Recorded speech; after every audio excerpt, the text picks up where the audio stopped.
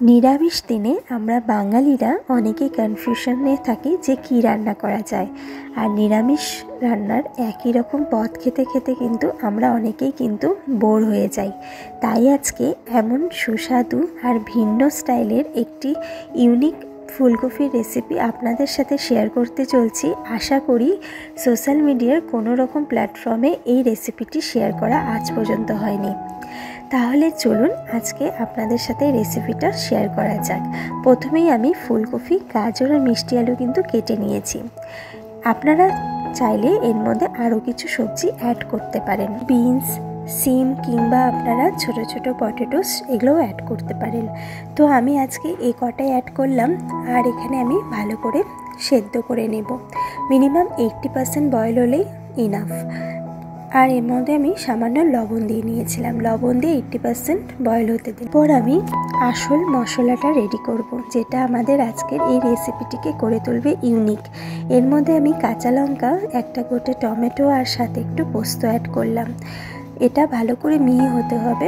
তাই আমি সর্ষের তেল দিয়ে নিলাম। ভালো করে গরম হয়ে এলে সবজিগুলো ভেজে নেব হলুদ আর লবণ দিয়ে।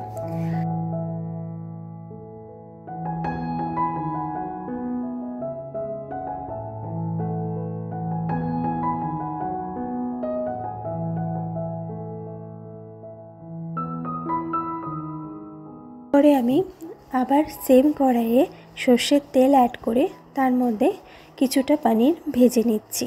আপনারা চাইলে এটা স্কিপও করতে পারেন। এরপর কড়াইয়ে আমি আবারও তেল নিয়ে নিলাম। এর মধ্যে অ্যাড করলাম গোটা জিরা। তারপর যেই মশলাটা আমি বানিয়ে রেখেছিলাম সেটাও আমি ধীরে ধীরে অ্যাড করে দিলাম। বাটিতে মশলাগুলো ছিল, তার মধ্যে একটু জল দিয়ে নিলাম, দিয়ে আমি এটাও অ্যাড করে দিলাম। ধীরে ধীরে এর মধ্যে আমি অ্যাড করব হলুদ, লবণ আর সামান্য একটু মিষ্টি। এরপর ভেজে রাখা সবজিগুলো অ্যাড করে ভালো করে কষিয়ে নেওয়ার পর এর মধ্যে অ্যাড করলাম নারকেলের দুধ। 5 থেকে 6 মিনিট ভালো করে কুক হতে দিলাম হাই ফ্লেমে। এরপর দেখলাম যে এটা শুকিয়ে গেছে আর এর থেকে কিন্তু নারকেলের তেল বেরোনো শুরু হয়ে গেছে। এরপরে বুঝতে হবে এটা একদম রেডি হয়ে গেছে। এর মধ্যে আমি একটু কাস্তুরি মেথি অ্যাড করলাম আর অ্যাড করলাম ফুটন্ত গরম জল। এটাকে 2 মিনিট ফুটতে দিলাম। এর উপর দিয়ে আমি শাহি গরম মশলা অ্যাড করলাম। এটা কিন্তু এখন পুরোপুরি রেডি হয়ে গেছে খাবারের জন্য। খেতে যেমন অসাধারণ, দেখতেও তেমনি দুর্দান্ত হয়েছিল। আপনারা যতক্ষণ না এই রেসিপিটি ট্রাই না করবেন ততক্ষণ আশা করি এটার স্বাদ আপনারা বুঝতে পারবেন না। রুটি কিংবা নান, ভাত কিংবা জিরা রাইস সকলের সাথে কিন্তু এই রেসিপিটা একদম জমে যাবে। ভালো লাগলে অবশ্যই জানাবেন।